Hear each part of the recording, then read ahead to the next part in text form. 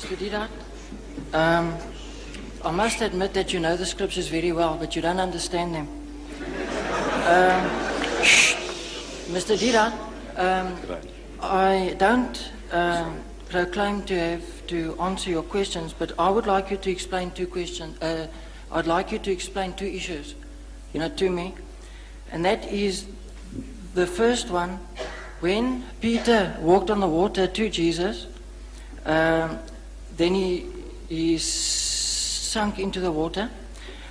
Jesus stooped down to help him, and then when they both got into the boat, according to the Bible, it says that they worshipped him in categorical English. You, on previous lectures recently, said and explained it away that Thomas exclaimed, "Oh, my Lord and my God," in a way of getting a fright.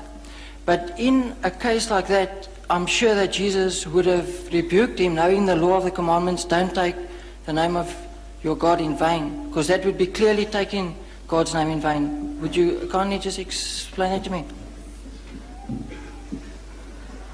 There was nothing about Peter worshipping Jesus. You see, this worship, this word worship, you open your new Bible now, New Bible, you'll find a different word for worship. You'll open the RSV, you'll find a different word for worship. You see? Right, but what are the alternative, what are the synonyms used for worship? And everyone is worship. Right. Now to the Jew, if the Jew worshipped Jesus, you see, that means all the disciples were worshipping him. If Peter worshipped him, then all the other disciples likewise must be worshipping him, because Peter was the leader of the disciples. But we find nowhere the disciples ever prostrating before Jesus at any time. The 11 or the 12 worshipping him. Worshipping him means that you are our God. You see, this word worship, you ask the Roman Catholic. Look, they have a good knowledge of the scriptures. They claim an unbroken chain of popes from 1 Peter to today. Now you ask them how many types of worships are there. And they'll tell you there are 3 different types of worship. Right? You say about your sweetheart, your fiancée says, I worship her. But when you say you worship her, you mean you love her extremely, beyond measure. But you're not taking her for a goddess. Look, this is an expression we use commonly. It says, you're worshipping the guy. It says, money my God, woman my guide, says the Frenchman. We say you are worshipping money, you're worshipping women. But you don't say, money is my God, or you don't say, woman is my God. But you use the word worship.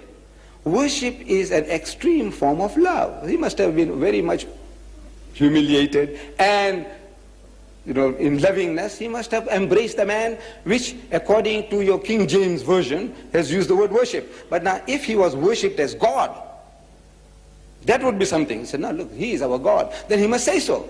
Then we say, look, they were all worshipping him. But at no time do we hear that they ever worshipped him as a people instead of worshipping God. He's telling you, come, worship God, the Father in heaven. He's the only God. He's the real God. No time did he say, I am God, worship me. Did he? At any time, if he said, look, I am God. Yes, you can answer that. If he said, if he said, I am God, this is the claim I made, I think. No good. You see, I made a claim, very simple, straightforward. If you can show me in your Bible any version where Jesus says, I am God, or where he says, worship me. Simple English I'm speaking. Where he says, I am God, I said, I'm prepared to accept him as God. If he says, worship me, I'm prepared to worship him. He must say, not Peter, not James, not Paul. He must say, I am God. He must say, worship me. Because if he is God, my salvation depends upon that. And I don't want to go to hell. I want to follow him. Now that is just, may I interject you there? That's the very point of issue there. Now, you are describing mannerisms of worshipping where the Bible doesn't elaborate on it all. Jesus does. But the fact remains is, the disciples worshipped him in the boat. And he allowed it. And that's all it says. Jesus showed you how to worship. In the Garden of Gethsemane, If you remember, he said he went a little further and fell on his face and prayed to God. Yes, Didn't he set you an with all example? due respect, is, you are reading words into the Bible. You find that verse in Matthew. And he went a little further. Except the fact that he dropped down on his face Right. and so on. So but that makes no eyes. The fact remains The the Jews, disciples the did Jews. worship him. No, how did the Jews worship? Look, if you want to know the Muslims how they worship, you go to the mosque. Go to the mosque and see how they worship.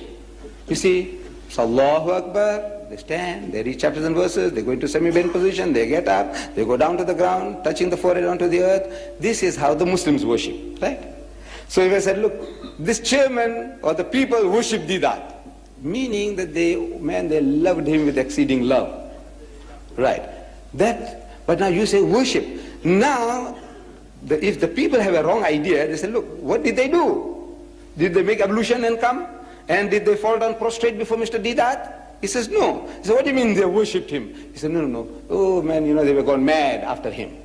Now, that's quite a different thing. You see, now you are using a word and you are explaining something else figuratively. But that's exactly what you are doing now. No, I'm not doing that. Jesus Christ and all the prophets, they had a form of worship, the Jews, which you are not following, you don't know. Look, and Abraham fell on his face and prayed to God. And Moses and Aaron fell on their faces and prayed to God. And Joshua fell on his face and prayed to God. And Jesus fell on his face and prayed to God. Look, everybody falling on their faces and praying. What is this? This is the way you worship God. Fall on your face and pray. The Pope, wherever he goes, he kisses the ground. He makes the prostration, as the Muslim does. See, maybe, I don't know, he's communing with the soil or what, I don't know. But he's doing exactly as the Muslim does.